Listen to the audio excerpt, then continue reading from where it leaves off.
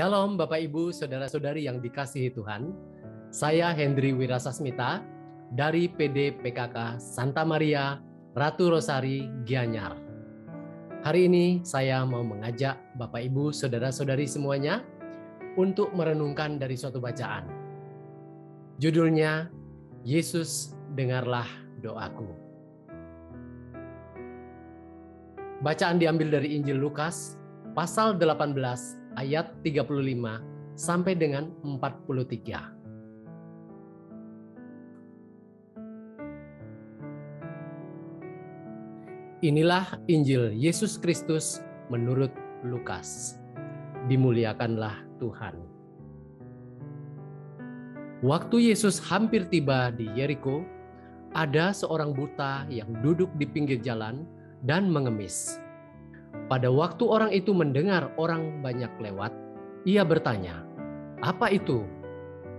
Kata orang kepadanya, "Yesus orang Nazaret lewat." Lalu ia pun berseru, "Yesus anak Daud, kasihanilah aku." Maka mereka yang berjalan di depan menegur dia supaya dia diam. Namun semakin keras ia berseru, "Anak Daud, kasihanilah aku." Lalu Yesus berhenti dan menyuruh membawa orang itu kepadanya. Dan ketika ia telah berada di dekatnya, Yesus bertanya kepadanya, "Apa yang kau kehendaki supaya aku perbuat bagimu?"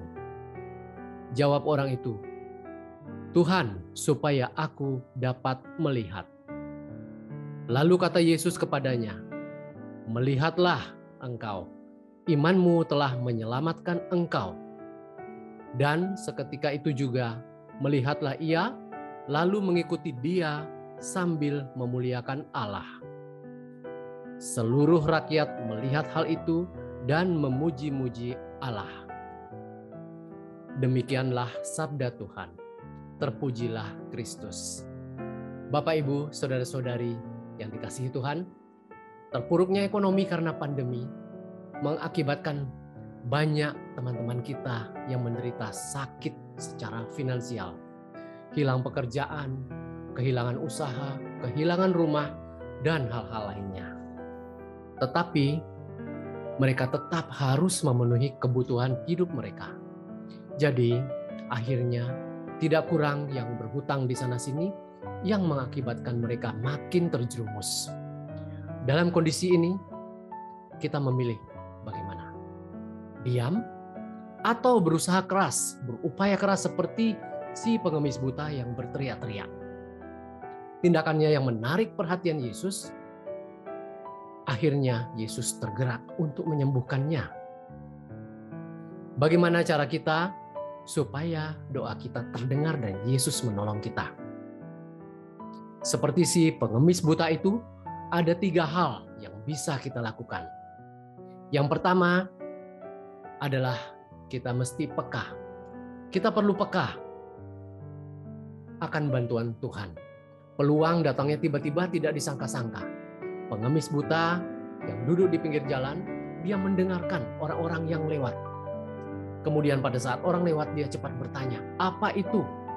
Segera dia pun mendapatkan informasi, Yesus orang Nazaret ya, sedang lewat. Kita pun harus peka, kita tanggap karena bantuan bisa datang tiba-tiba melalui situasi atau melalui orang atau melalui kesempatan-kesempatan lain yang tidak terduga. Bapak, Ibu, Saudara-saudari yang dikasihi Tuhan, suatu masa pernah saya sepi dari orderan. Saya merasa bingung. Waktu itu saya kebetulan sedang menyetir sendiri dan lewat di sebuah tanah kosong. Tanah kosong itu ditumbuhi semak alang-alang. Sepintas saya melihat ada sebilah papan yang tergeletak. Dan kemudian saya pun menepi, saya berhenti, saya melihat papan apa itu. Ternyata setelah saya dekati itu adalah papan tulisan disewakan. Dan saya pun segera menelpon nomor telepon yang tertera di sana. Dan akhirnya saya bicara dengan pemiliknya dan memang itu disewakan. Pemiliknya pun akhirnya dengan harganya sudah cocok. Saya pun akhirnya menyewa tanah itu. Akhirnya saya membangun kios-kios kecil dan saya sewakan kembali. Hasil dari persewaan itu menghasilkan cukup uang untuk kami sekeluarga. Bagaimana dengan Bapak, Ibu, Saudara-saudari yang dikasihi Tuhan? Apakah Bapak, Ibu, Saudara-saudari semuanya sudah peka akan kesempatan? Kesempatan yang datang dari Tuhan. Yang kedua adalah kita perlu melakukan upaya. Jadi, pada saat peluang datang, peluang itu harus diperjuangkan. Seperti si pengemis buta yang dengan keterbatasan fisiknya, dia tidak mungkin untuk mendekati Yesus karena dia bisa terseret oleh orang banyak atau dia bisa terinjak-injak. Akhirnya dia pun melakukan upaya yang ekstrim. Dia berteriak-teriak memanggil, "Yesus anak Daud, kasihanilah aku." Padahal dia sudah diperingatkan, dia tetap berteriak makin keras. Dan Yesus pun berhenti, akhirnya menanyakan, apa mau dari si orang buta ini? Akhirnya Yesus pun menyembuhkan dia. "Melihatlah," kata Yesus. Kita pun harus berjuang keras dalam hidup kita, dalam situasi ini, saudara-saudari. Banyak sekali orang-orang yang ternyata berhasil karena berjuang dengan keras. Ada seorang pemilik toko yang baru saja mengalami bangkrut. Wanita ini tidak putus asa. Dia kemudian dengan sisa uang yang dia punya, dia belajar, dia kursus mode.